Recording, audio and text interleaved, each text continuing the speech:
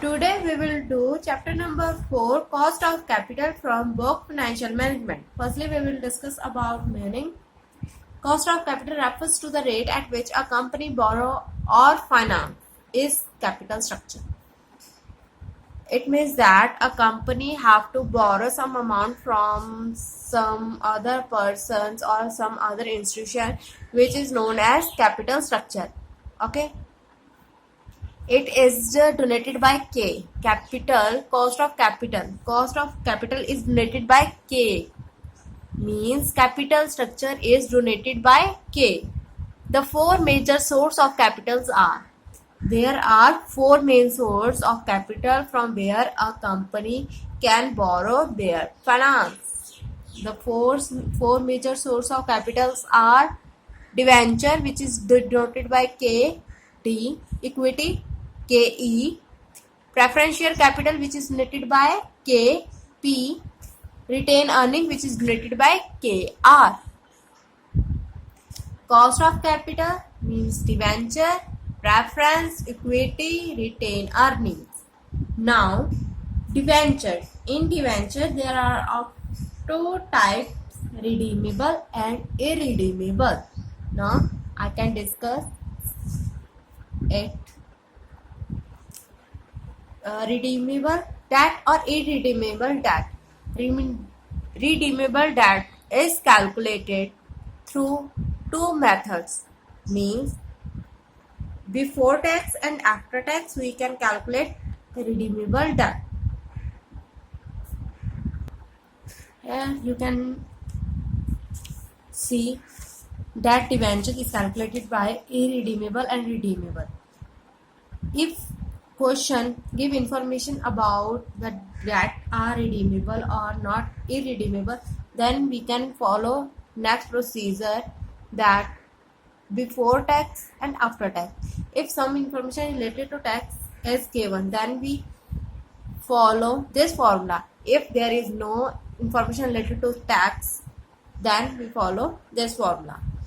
In debt, there are two types of debt, redeemable or irredeemable. Redeemable or redeemable, both are calculated with two ways, before tax and after tax.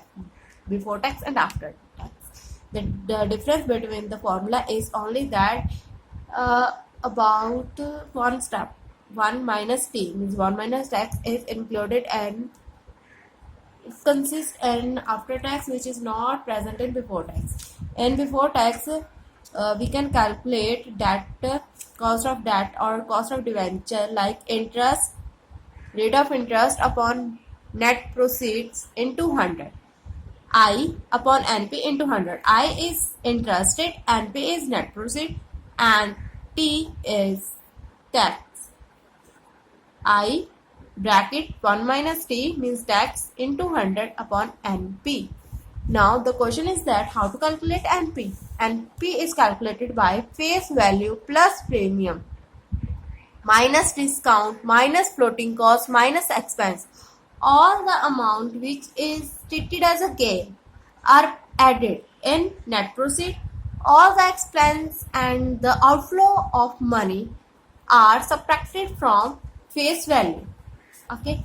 Now moving onwards, redeemable debt are calculated through two methods, before tax and after tax. The difference between the formula only is about tax. If question contains some information related to tax, then we calculate or follow a formula related to after tax, such as in before tax we use interest plus RV minus NP upon N, and then divided by RV plus NP upon 2, and whole answer is multiplied by 100.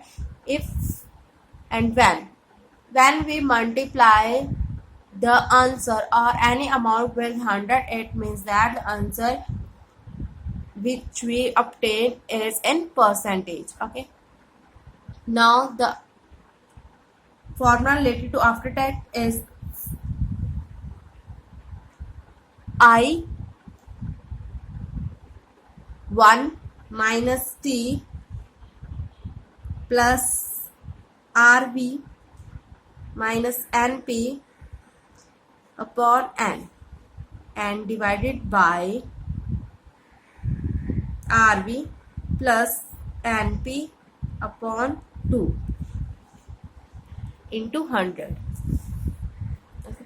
This is a formula related to calculation of redeemable debt after tax. In short, debt is calculated by two methods: redeemable before tax, after tax. Formula is same in both the cases, before and after tax. The only difference is that and after tax the calculation is tax is rated such as 1 minus T, and in irredeemable debt formula of both the cases are similar, but the only difference is that with interest 1 minus T is multiplied. You can know it in detail if we start practical.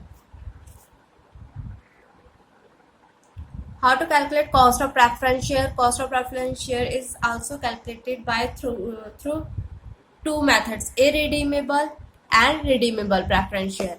Irredeemable preference share means KP is equal to D upon NP into 100.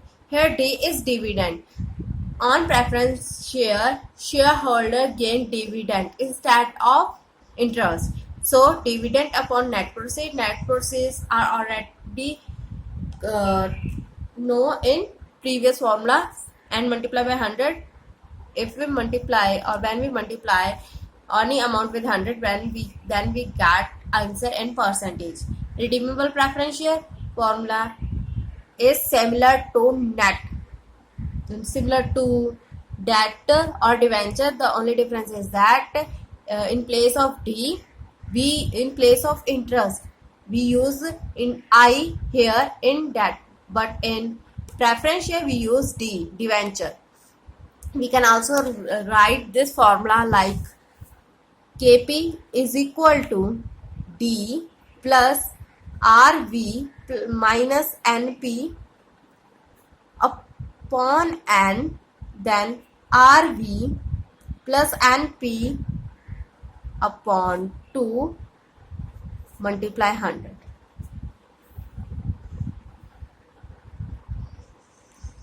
In previous method we use before tax and after tax, but in preference share or preference capital tax calculation is not necessary, because even if the question asks to calculate after tax cost of preference share, then there is no need of putting 1 minus T, because dividend is always paid after payment of tax. You know that na? Preference share always pay after tax. If the calculation of tax is also asked in a question of demand in a question, then it is not necessary that we can put 1 minus T, because preference share are already paid after tax. Cost of equities are calculated by three methods, such as dividend yield method, which is also known as dividend price ratio method. Second method, dividend yield plus growth method. Third, earning yield method, which is also known as earning price method. First, dividend yield method. Dividend yield method means dividend upon net proceed. If net proceeding is or any information related net proceeding is not given, then we use market price. If question contains some information related to market price, then we put market price here in multiply 100. You can write it like D upon NP into 100, D upon MP into 100. Any information which is available related to it you can use. Second method, dividend yield plus growth method. If any information related to growth is given in the question and question demand calculate equity, cost of equity, then you can use this formula. This formula is calculated by this method and this method also. The meaning of both the formula is same. If question give information related to D0 or D0, then we use D0 1 plus G. First we can solve it and then we can multiply this answer with this amount, then we get D1. The value of D1 is put here, then D1 divided by NP plus G. If any information related to NP is given, then D1 divided by MP plus G. You can use also this formula. This formula is similar as it. You can use I just write D1. I just write this amount here. This and this formula are same. Earning yield method. If any information related to earning per share is given, or any information such as number of equity, net earning, profit, then you can use this formula. This formula is an earning per share upon NP into 100. If NP is not given in the question, you can easily calculate it by net earning upon number of equity shares. This is common note that if the cost of equity share capital is to be calculated at the current market price, then market price will be treated instead of net proceeding. There may be a difference in cost of equity where calculating through this method. Okay, it is simply said that if the information related to MP is given, then you can use MP instead of MP. You can use MP instead of NP. Cost of retained earning. Cost of retained earning is that amount which is used by a company in future for some productive purpose. In case retained earning is not directly mentioned in a question, then you can treat it KE as a KR. It means that you can treat it cost of equity as a KR. KR means retained earning. Formula to calculate retained earning is KR, means cost of retained earning is equal to cost of equity bracket 1 minus T, 1 minus B. Okay, here T is rate of tax and B is a brokerage cost. Any amount which is paid for brokerage is a brokerage cost. K is the cost of equity, which we already know how to calculate in previous formula. And tax is only used which is related to shareholder, not related to company. Here in this video we cover all the major formula which are used in this chapter. Here one more formula related to which you can know more about in practical sum. So in next video we can do all the practical sum related to this chapter.